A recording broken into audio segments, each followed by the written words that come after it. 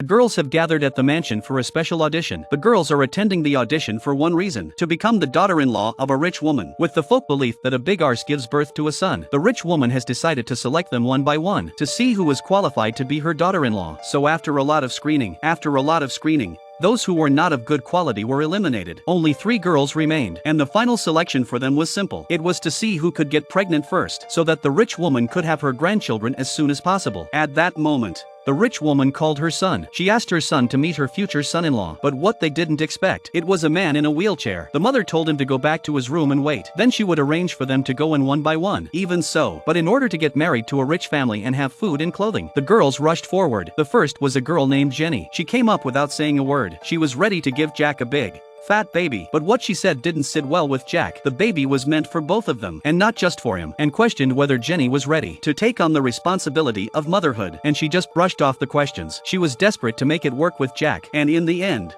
he didn't do anything with Jenny. He just kicked her out of the room in anger. And when she came out, she pretended to have done what she needed to do with Jack. I wanted to discourage both of them, but Mary was not only unaffected, she even went so far as to prepare a surprise. In order to please Jack even more, she used her mobile phone to play some catchy music, and then she threw it straight to Jack. And the next thing you see was an exotic woman. She showed her versatility and tried to impress Jack with her grace, but just then he stopped the music. It wasn't that he didn't like her dancing, but he's been paralyzed for years. He had lost the use of the lower part of his body, and his mother didn't know it. There was no way she could have grandchildren in the future. So this time, the result was the same. They didn't do anything the whole time. Mary had to walk out of the room. And again, when she came out, she bragged that she was done with Jack. And what happens to the last woman? What happens to Jack when she goes in there?